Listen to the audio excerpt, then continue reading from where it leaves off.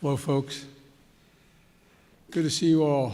When I announced in early December that I had a goal that I set of administering 100 million shots for the virus in the first 100 days of our office, 100 million shots in 100 days. It was considered ambitious. Some even suggested it was somewhat audacious.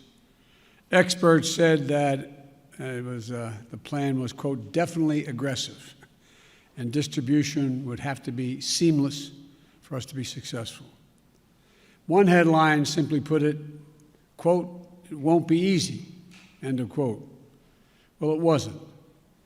When we took office, there was a lot that had to be done. We needed more vaccines, more vaccinators, more places for people to get vaccinated. And we needed a whole-of-government approach. So I directed Jeff Zients, the coordinator of our COVID-19 response, to put us on a war footing, and I meant that in a literal sense, to get us on track to truly beat this virus.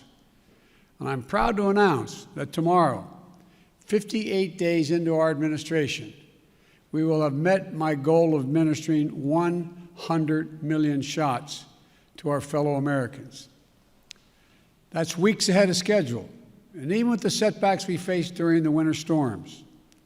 And there's another big step on the path to putting checks in pockets and shots in people's arms. When we crossed the 50 million doses just 3 weeks ago, I told you that every time we hit the 50 million mark, I'd update you on our progress. So here's where we are today. 8 weeks ago, only 8% of seniors, those most vulnerable to COVID-19, had received a vaccination. Today, 65% of people aged 65 or older have received at least one shot, and 36% are fully vaccinated. And that's key, because this is the population that represents 80% of the well over 500,000 COVID-19 deaths that have occurred in America. We have nearly doubled the amount of vaccine doses that we distribute to states, tribes, and territories each week. We have gone from 1 million shots a day that I promised in December before we were even sworn in to an average of 2.5 million shots a day, outpacing the rest of the world significantly. And here's how we accomplished this. Using the power given to a president under the Defense Production Act, we expedited critical materials in vaccine production, such as equipment, machinery, and supplies. We work with vaccine manufacturers to speed up the delivery of millions more doses and brokered a historic manufacturing partnership between competing companies who put patriotism and public health first. These steps put us on track to have enough vaccine supply for every adult American by the end of May, months earlier than anyone expected. And we stood up or supplied more than 600 community vaccination sites that are administering hundreds of thousands of shots per day. We launched the federal pharmacy program, which has allowed millions of Americans to get a shot at one of 14,000 local pharmacies in this country, the same way they get their flu shot. And for folks who aren't near a pharmacy or mass vaccination center, we've supplied more than 500 mobile clinics, like pop-up sites or vans, meeting people where they are. We deployed nearly 6,000 federal personnel, including FEMA, active duty military, and Department of Health and Human Services to support vaccinations and serve as vaccinators, putting the needle in people's arms. We're also supplying vaccines to community health centers to reach those who have been the hardest hit and suffered the most, especially Black, Latino, Native American, and rural communities.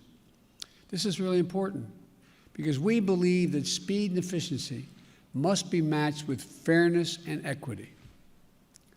Now, when President Harris and I took a virtual tour of a vaccination center in Arizona not long ago, one of the nurses on that tour, injecting people, giving vaccinations, said that each shot was like administering a dose of hope. A dose of hope. That's how she phrased it.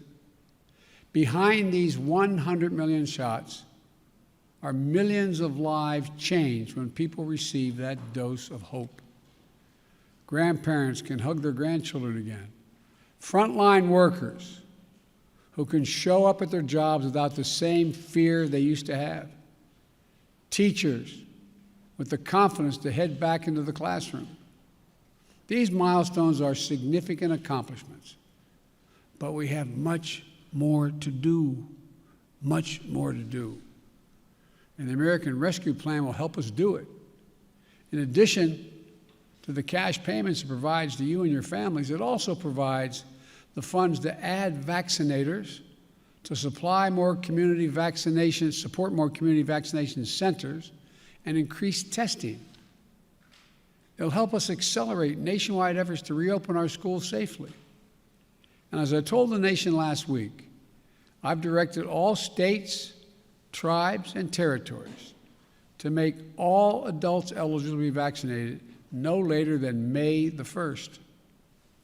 I'm glad to see that several states are already taking that step to make more and more Americans eligible, even before May 1st. Tomorrow, we will hit 100 million doses our administration has administered. But I've always said, that's just the floor. We will not stop until we beat this pandemic. Next week, I will announce our next goal to put shots in arms. This is a time for optimism, but it's not a time for relaxation. I need all Americans, I need all of you to do your part. Wash your hands, stay socially distanced, keep masking up as recommended by the CDC, and get vaccinated when it's your turn. Now's not the time to let down our guard.